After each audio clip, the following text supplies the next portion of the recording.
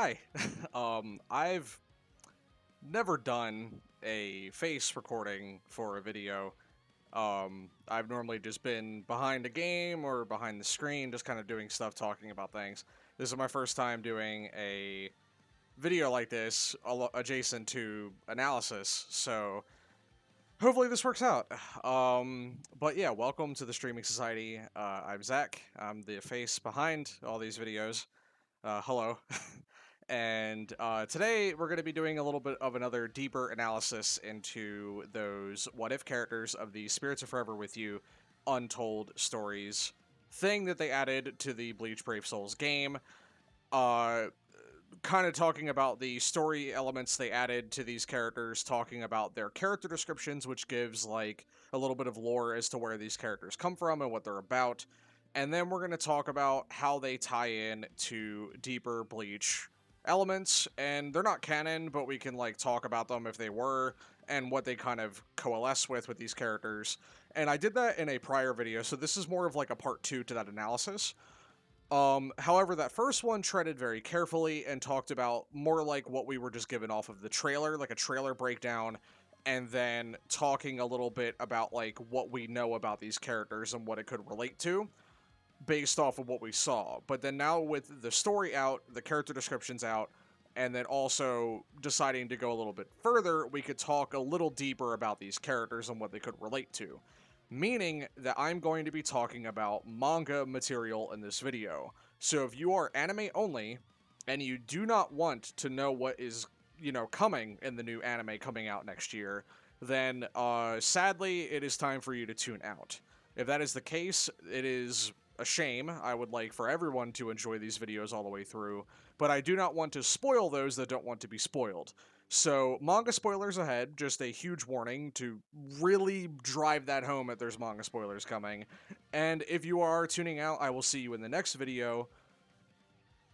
So now, with that in mind, let us start to talk about these characters and what they could be. So, the Spirits of Forever with You Untold Stories, just to round up, is 3 characters, Shunsui, Juchiro, and Genryusai, given what fans are calling and what the character descriptions are calling as a power greater than Bankai, beyond Bankai, if you will. And so, what does that really mean? What did they do to show us what this is about? So, the story opens up in the game with the reiteration that this takes place in the Void period of 17 months, where Ichigo had lost his spiritual powers against Aizen. And then what ends up happening is it opens with Renji, Rukia, and Hisagi talking about healing, recovering from the battle against the Arrancar and Aizen, and how Renji had a very swift recovery, while Hisagi had a harder time recovering because he sustained more injuries. And then after that, Rukia decides to change the subject and talks about how recently Hisagi had done a iteration of the Serite Bulletin. For those that don't know, Squad 9 of the court guards is ran by Hisagi. Currently, well, at the time, because they didn't have a captain after Tosin defected, so Hisagi was like the pseudo-captain of Squad 9, and he was in charge of what they do, which is writing the Serite Bulletin, a newsletter that talks about what's happening in the world that they live in. And Hisagi himself is a journalist. He writes these stories and spreads them out to everyone that wants to read it.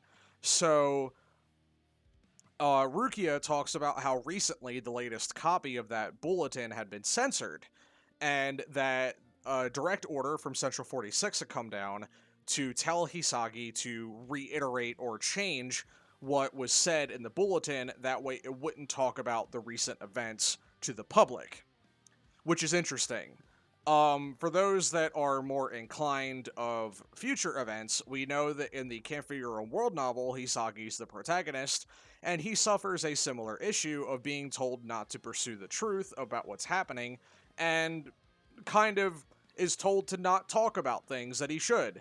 And he feels as a journalist it is his job to, well, tell the truth. It's his job to write these stories and tell people what's going on. That way they know what's happening, and he isn't one to lie and deny people knowledge that he feels like people have the right to know. This is solid character decision making here on KLAB to have Hisagi then talk about that it is his job to tell these stories as is and spread information correctly. I like this because it's good consistency of them recognizing that in the future, Hisagi's stance about this same thing is reflected in the novel where he's the main character. So, pretty good on them. And then Kira comes in and he talks about, like, I think it's better that we don't talk about it. That way the public doesn't go crazy. And it's just like, I'm on Central 46's side. Whatever. Kira, you're a dude, whatever. So then, of course, they just are going back and forth about this and that Hisagi wanted to tell the truth. But then, not too long after that, they get an alert that something is happening and that there's a spiritual pressure spike in the Soul Society, so that the squads are urged to go into action. Renji and Rukia respond, of course, to the call, and it is the location of the spike in spiritual pressure is happening at the Execution Hill where Rukia was going to be killed way back in the Soul Society arc.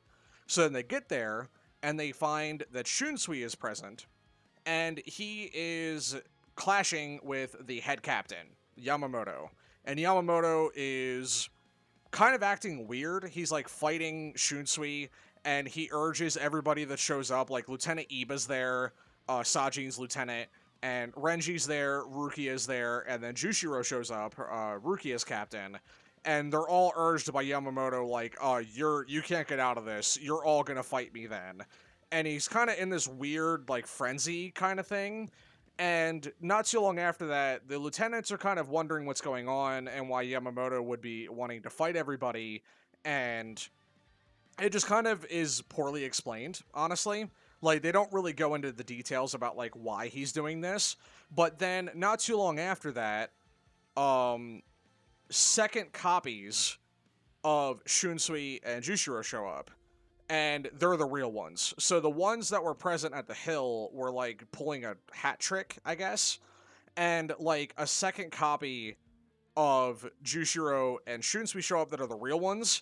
And they're like, yeah, things are crazy. There's, like, two of us. And then, I believe Renji makes a comment about, like, oh, these are, like, the Rei Guy, which I find very weird. Because the Rei Guy arc in the anime was right before, it was after they defeated Aizen, and was the filler arc that happened before they went into the Fullbring arc, which was the last bit of animation that happened for Bleach. So then they mentioned the Rei Guys as, like, comparing these copies of Shunsui and Juchiro to the Rei Guy. And that's weird to me, honestly, because it's not a canon arc, and I know that this is a what-if story, and therefore they probably want to link it to what they can, so, like, you can kind of infer what's going on, but then, like, they themselves, the copies, iterate that they're, like, greater than that, like, they're not as less as a Rei Guy, and they're, like, something different, and then, they go into their new forms, like, Shunsui with, like, the skull belt and then, like, the cloth tapestry aura stuff happening, and then Juchiro goes into his form as well, and they start fighting their copies, like their real selves respectively, and Yamamoto's there as well, like the copy, and he's just kind of like watching from the sidelines at this point. And so we have, like, all these lieutenants that are hella confused. We have doubles of the captains fighting, and they're poorly explained as to what they are. If you want to be the guy that just kind of thinks that they're Rei Guy, I think that's totally fine, to be honest. I'm kind of leaning into the idea that they're, like, some form of a copy, like a Rei Guy kind of thing going on, and I think that makes the most sense to me. So then, after they clash for a bit, the main captains are being pressured, and then they also go into this Beyond Bankai form. Like, Shunsui is like, okay, you're familiar with my games, are you familiar of Kagome? And then goes into the Beyond Bankai form. And then Juchiro is like, alright, normally I'm not reckless, but I'll also do this. And then he goes into his Beyond Bankai form. And then a copy of Yamamoto is also, like, joins in, and the real one's there. And then, they're, like, fighting, and then, like, the real Yamamoto's like, alright, well, clearly I gotta stop playing around, I don't even need my sword, and then goes into the Beyond Bankai, like, Sakotsu form, where he does, like, the double fist thing. And then the copy Reigai Yamamoto also does the same thing. It goes into the Beyond Bankai form. So there's, like, 6 captains all together in one space doing this crazy thing. They also talk about, like, the copies go into the Beyond Bankai form first for Shunsui and Juchiro, and they're, like, being told, like, there's, like, a sideline character explaining things because it's shonen, so they usually have that. And it's, like, Iba or, like, Renji, and they're like, what is happening? Their powers, like, they're stronger than captains. What the hell are these things? And so, like, we're given, like, no info as to what they really are, but there's, like, an inference of Reigai, and then we're told that they're, like, greater than captains in power level, but then the real people do those same effects that they never do anywhere else in the series. So it's, like, I just want to say, like, that I kind of have an issue with the storytelling of this because it doesn't make much sense as to what it really is. Because after the real copies go into the Beyond Bankai forms, they defeat their Reigai clones, or whatever you want to call them, and then after that, they start talking about that there's, like, a Ryoka outbreak all over Soul Society, and things are going crazy, which obviously is an inference to the actual events of Spirits of Forever With You, and the events of that novel begin. So this is like a prelude to that novel, I guess. Maybe.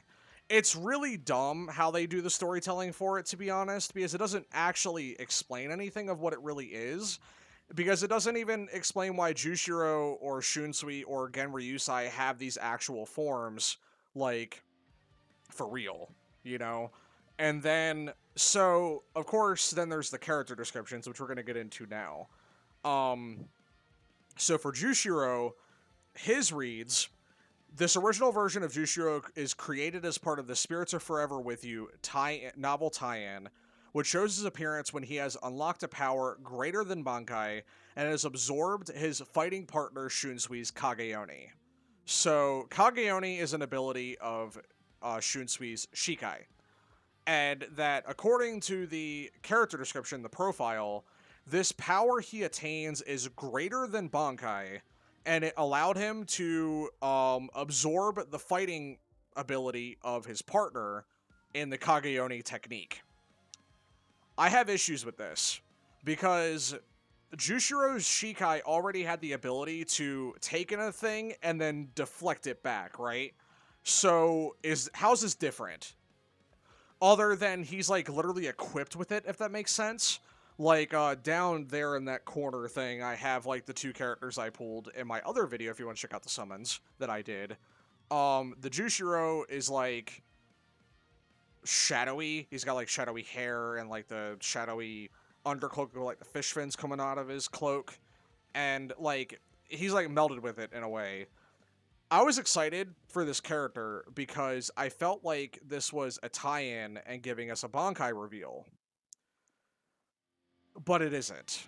And it's something above that, which is kind of poor decision-making, in my opinion. You have Kubo himself drawing these characters for you, and then you do a rather lackluster story for them, and it's like, you could have just said this is his Bankai, and people would have lost their minds, you know what I mean? Like, if this was the Bankai, I would be very excited, because it's a Bankai we did not get in the manga. My original ideas of what this was is that it was just a Bankai. And how the Bankai would work is that he could borrow or take abilities, like a Shikai ability or a Bankai ability. And I thought maybe a Bankai ability because of how he does the shadowy technique in the alt. So he does the thing where the sword stabs into the ground and then the shadows spread out, which is exactly like the effect of Shunsui's Bankai, which I thought was very cool. So then my issue with it is it has the design of something that feels connected, but then the explanation doesn't connect really to anything. Because we already had the idea that his Shikai can absorb, and then this just does that, but I guess on a greater scale, maybe?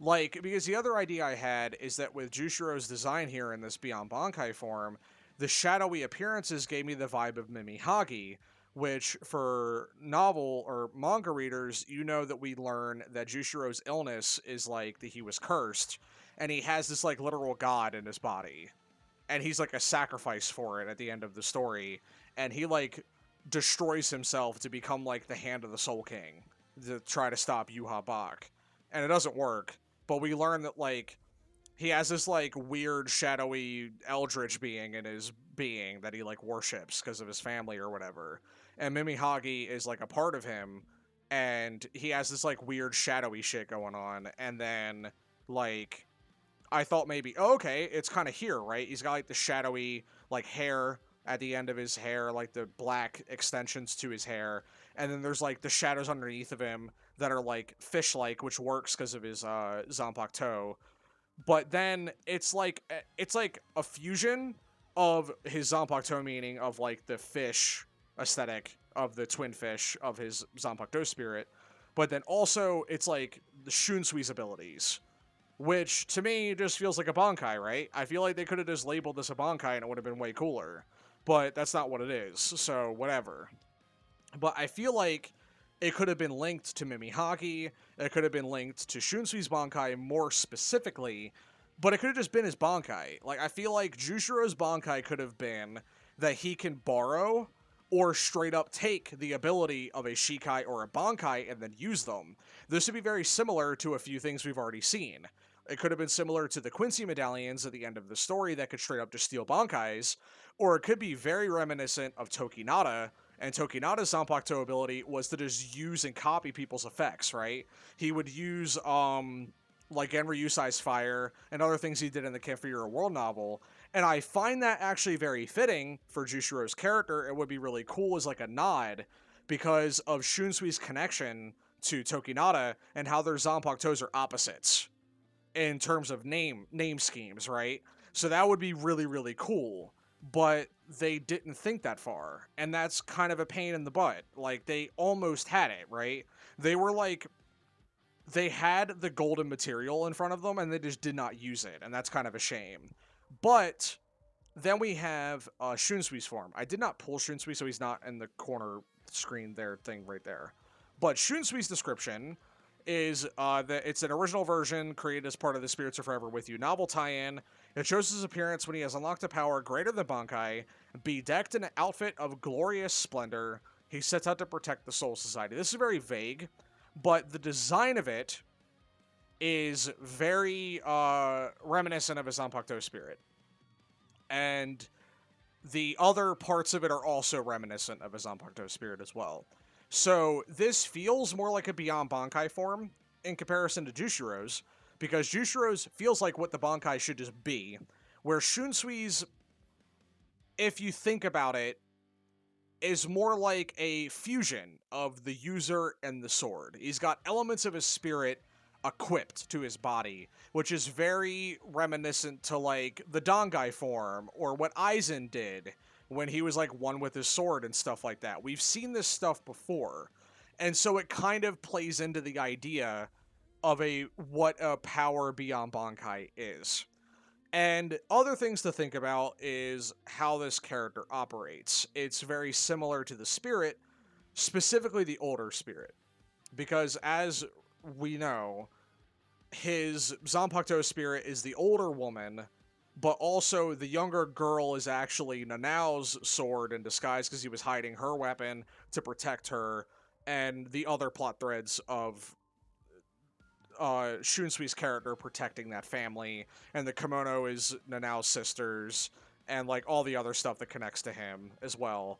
But the skull belt with the cloth things that like wrap around him and like the pink aura tendrily stuff all around him is very adjacent to his Zanpakuto spirit, and the shadowy, spectral, stealthy stuff he does in this alt of this character is very reminiscent to the games, but also just like the Bankai, right? Where it's like they're trapped in this area and then he'll appear behind you and then just stab you, and it's like a spectral, shadowy game to him. And that ties into the Shikai effects. It plays into the Bankai. It's a fusion of those concepts, which is very cool. But this one just feels like it kind of also missed the mark. Like, if they wanted to do something a little bit more about a power beyond Bankai, having him wear accessories adjacent to his spirit, but also maybe a representation of it. Like, it could be the aura trap pillar, but they're underwater as part of the Bankai, which would be very cool. But they didn't go for that. So, in regards to how this looks next to Shunsui, like, Bankai stuff, it's fine. It just doesn't quite fully tie in, really. It's kind of more just, like, what his spirit looks like with him on it, I guess, which is kind of just okay. Then we got Genryu Yusai's form, which says, the original version of Genryu Yusai is created as part of the Spirits of Forever With You novel tie-in. It shows his appearance when he has unlocked a power greater than Bankai. With his whole body wreathed in flames, he uses both his fists to control any situation. This works. I had a comment in my previous video about the analysis. Check that out as well if you want to see the part 1, where someone commented that it is very similar to one of the cardinal directions of his Bankai because of the fire just seeping out, like he's one with it kind of thing. I think this works for 2 parts of his Bankai. And it's like the flames itself, but then also just the flames like cracking and like coming out of him, because he's like, it's like fire itself. It's like his being is fire. And I think that works really well as like fusing the concepts of two parts of his Bankai abilities into one form, but then also tying in that he knows the fist fighting techniques like the Sakotsu, where he does like the double fist thing and then just like blows a dude up. I think that works as well. Which I think is cool. Does this like work for tying in? It's fine. It's not perfect, but it's like, these characters are thought out in a way to where like there's an idea for them, but they don't fully execute with the storytelling with these characters, and it's kind of a shame. Like, with Yama's Bankai abilities of like the one direction where it's like all the power, I gotta remember it exactly of what exactly the person said for the comment. It was like, they talked about that the arms represents the charred blade in the Bankai form, which I think is really cool. But then the same for his body is when he's internalizing the flames, like the sword does, also in Bankai, which is really cool. It feels like it's like a fusion of those ideas. Like his arms are burned because it's like this broken shard blade in the Bankai, but then also he's internalizing the fire and it's like rupturing out of him. Like his scars are like literally burning. They're like on fire, glowing, because like fire is like erupting out of him. And then literally he can like step and create like eruptions of lava and fire and stuff. And it's like, I think this works for the representation of his Bankai, of like what it looks like is being reflected in the appearance of this Beyond Bankai Yamamoto, which is actually pretty cool.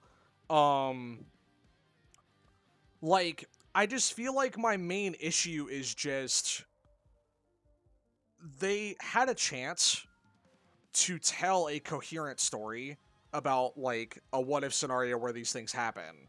And it was like loosely tied to Ray Guys, but not really.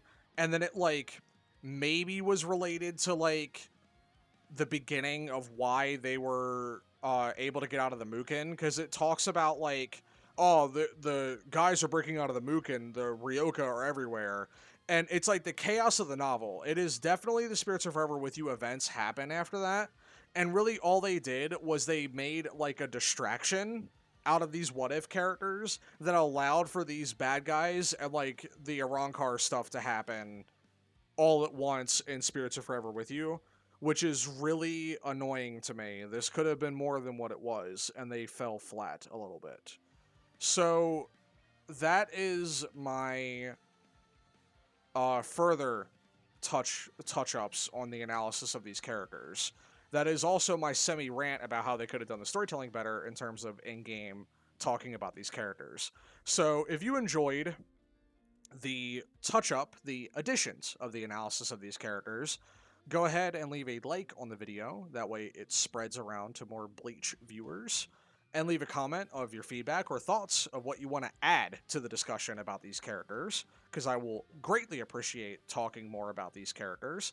And of course, subscribe, hit the red button, and hit the bell. That way you are notified of all future videos related to Bleach and this channel. Thank you guys for watching. I greatly appreciate every bit of support I get. You guys are awesome. Have a great day, and until next time, I will see you later. Bye.